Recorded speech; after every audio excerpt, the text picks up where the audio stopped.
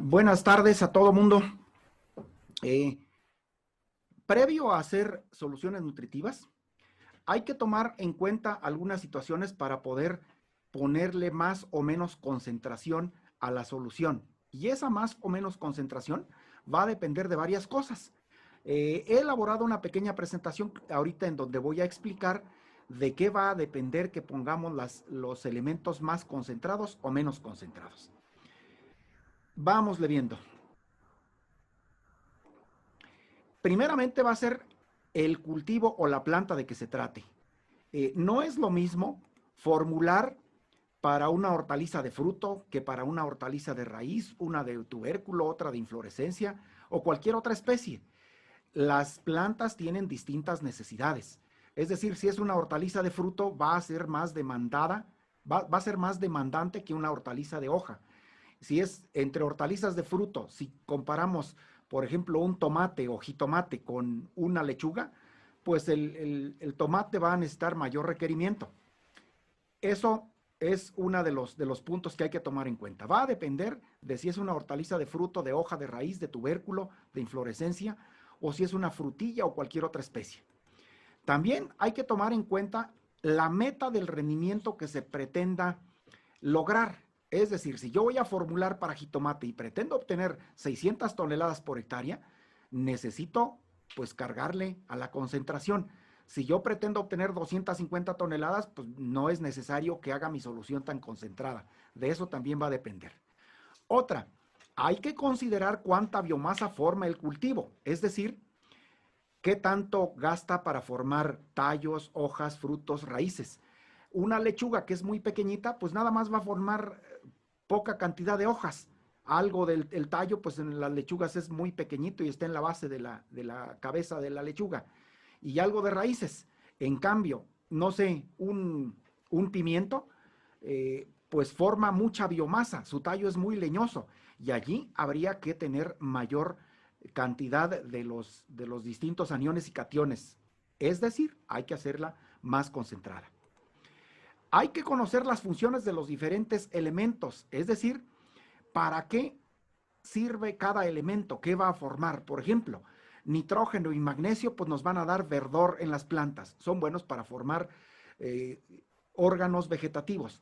El calcio y el potasio nos van a dar firmeza en los distintos frutos.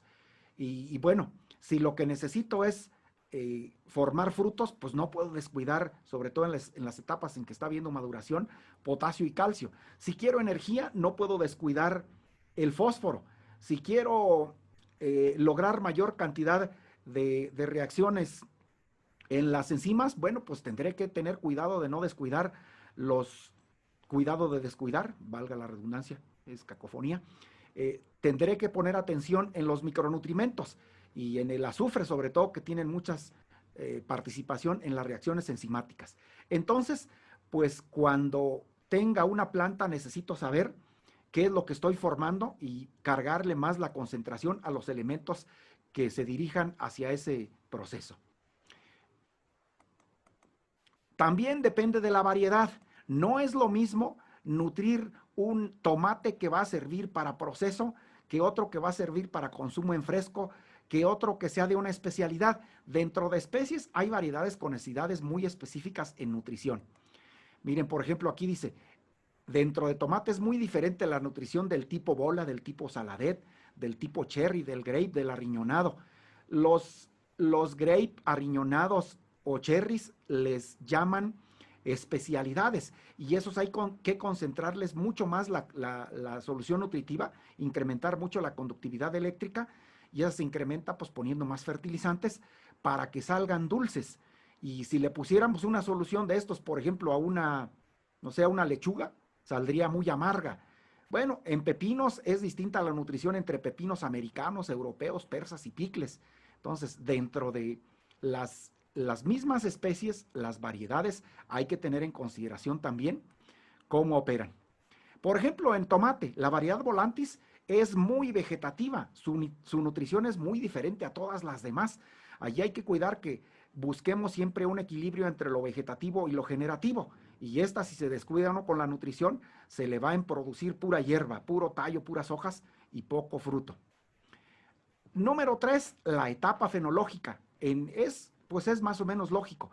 No es lo mismo alimentar un bebé que un muchacho que está en pleno crecimiento, que está formando huesos, que está formando músculo. A, a alimentar un bebé, pues son distintas las cosas que se consumen en cada proceso. A las plántulas, por ejemplo, hay que empezar a nutrirlas después de la emergencia y hasta que tenga las primeras hojas y necesite transformar la energía solar en energía química. Mientras no tenga hojitas, la plantulita está gastando todas las reservas que tenía en la semilla. Bueno, una vez que ya empieza allí, hay que ponerle solución nutritiva, pero debe ser muy diluida y a medida que vaya creciendo hay que írsela concentrando. Siempre hay que buscar un equilibrio entre lo vegetativo y lo generativo.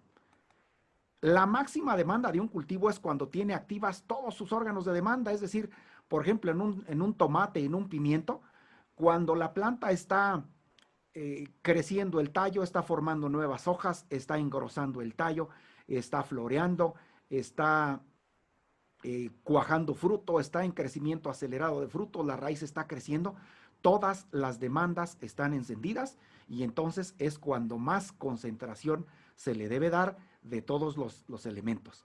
Eh, Cuando tenemos los últimos días de vida de una planta, pues ya nada más anda aprovechando las reservas que tiene acumuladas, no sé, una semana, semana y media, 2 semanas, pues ya no es necesario ponerle nada.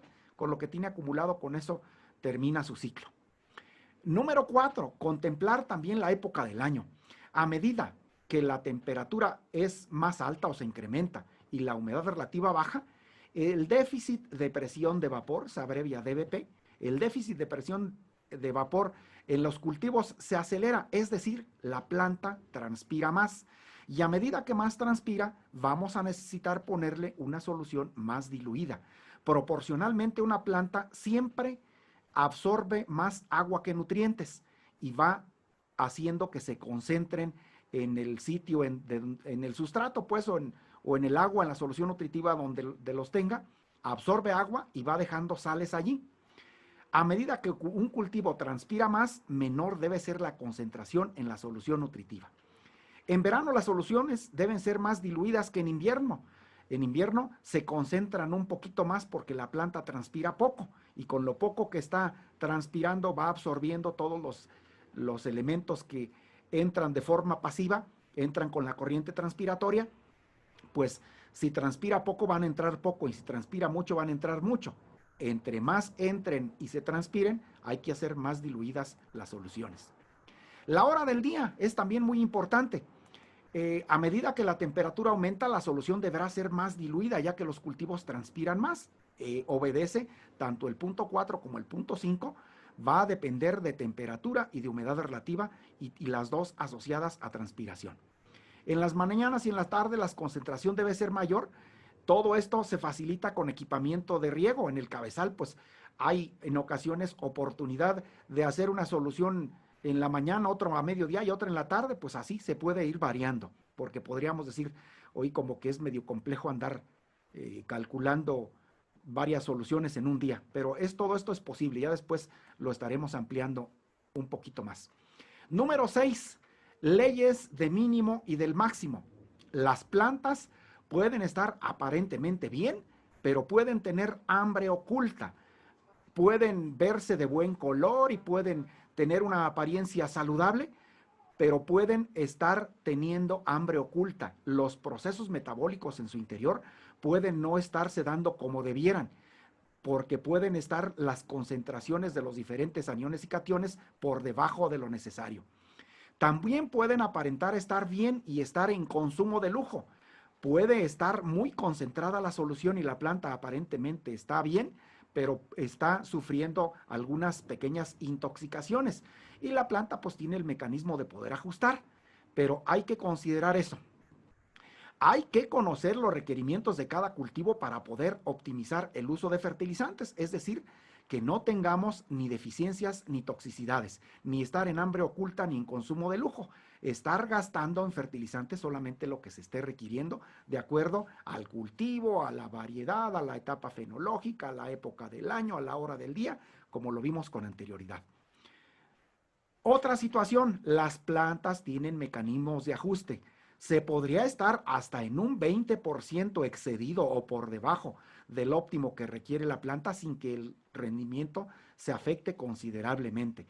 Así es que si ponen de más un poquito algún ion o lo ponen de menos, podrían tolerar hasta un 20% por arriba o por debajo del óptimo sin que pase nada. Las plantas tienen un mecanismo de ajuste en sus raíces para que no nos preocupemos tanto.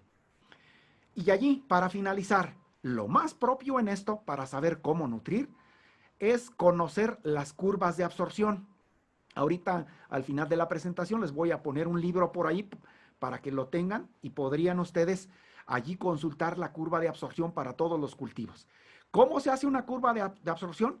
Bueno, pues esta se hace poniendo un cultivo y ir cuantificando a lo largo de su crecimiento cuánto absorbe de cada ion por semana. Y podrían ustedes decir, bueno, esta semana y la que entra, más o menos mi cultivo, la curva de absorción dice que mi cultivo va a consumir esto, pues eso le pongo.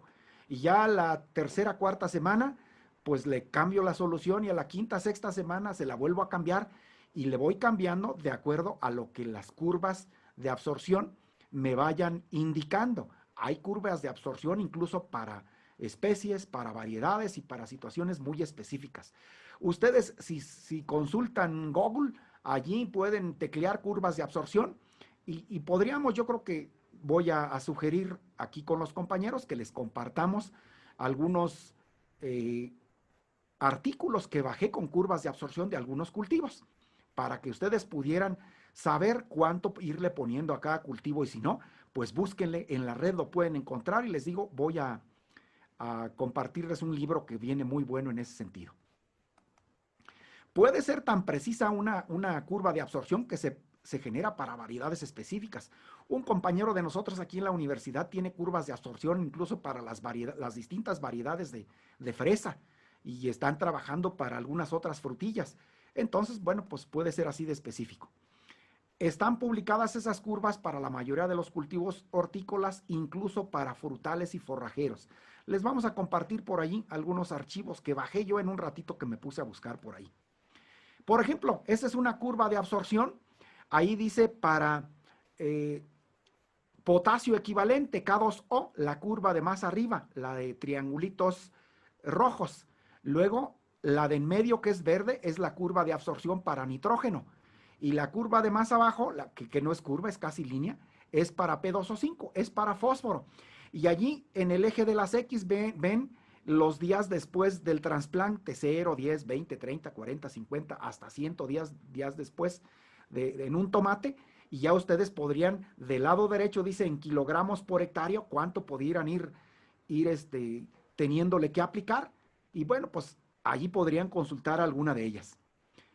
Le avanzamos. Este es el libro que les quería compartir. Por ahí le tomé una foto a ese libro que es Plant Analysis y es de Reuter, es el editor, y J.B. Robinson.